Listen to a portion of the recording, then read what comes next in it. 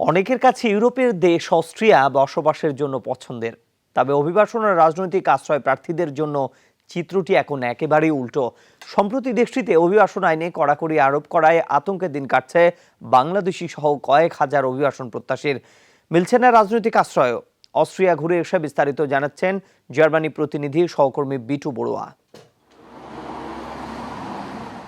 Austria অভিবাসনের জন্য মধ্য ইউরোপের এই দেশটি বিশ্বের বিভিন্ন দেশের মানুষের কাছে অন্যতম পছন্দের একটি দেশ।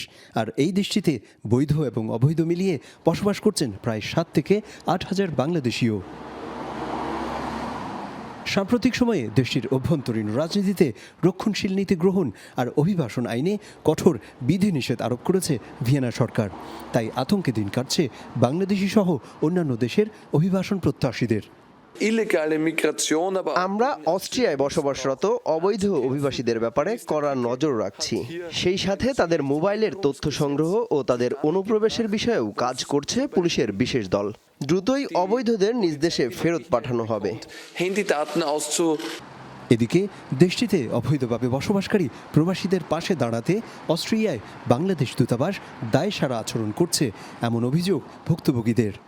অস্ট্রিয়ার যে গভর্নমেন্টের সরকার আছে তাদের সঙ্গে কাজ করে হাতে হাত মিলিয়ে কি করে বাংলাদেশিদেরকে দেশে পাঠানো যায় তারা সেই সহযোগিতাই করছে মূলত। আমাদের এমবাসি আমরা কোনো সহযোগিতা পাচ্ছি না, এটা হলো সবচেয়ে বড় কথা। তদন্ত হয়ে আসার আগেই এমবাসি থেকে ওনারা ট্রাভেল পাস দিয়ে দিচ্ছে। এটা আমাদের জন্য সত্যি একটা ভীতি সন্ত্রস্ত অবস্থার মধ্যে কমিউনিটি বিরাজ করছে। যে বাংলাদেশ সরকার বলতেছে যে বাংলাদেশে কোনো রাজনীতি কোনো ইস্যু বা সমস্যা হয়নি, সেই জন্য এই সরকার চাচ্ছে যে বাংলাদেশি যারা আছে এজেলে তাদের দেশে ব্যাক করার জন্য। তবে দূতাবাস কর্তৃপক্ষ অভিযোগ অস্বীকার করে বলছে, ইউরোপীয় ইউনিয়নের সাথে চুক্তি অনুযায়ী অবৈধ অভিবাসী বা রাজনৈতিক আশ্রয় ছাড়া যারা অবস্থান করছেন তাদের অবশ্যই নিজ দেশে ফিরে যেতে হবে। যে সমস্ত প্রবাসী বাংলাদেশি এদেশে অবৈধভাবে বসবাস করছে, আইনগতভাবে এদেশের সমস্ত অভিবাসন যে প্রক্রিয়া যেটি চূড়ান্ত পর্যায়ে তাদের কেস নিষ্পত্তি হয়েছে এবং এখন আর এদেশে থাকার কোনো রকমের সুযোগ নাই, সেক্ষেত্রে তাদেরকে বাংলাদেশে ফেরত নেওয়ার বিষয়টি রয়েছে। তাই প্রবাসী দেশের ভাবমূর্তি রক্ষায় সবাইকে সহযোগিতার আহ্বান জানিয়েছেন রাষ্ট্রদূত।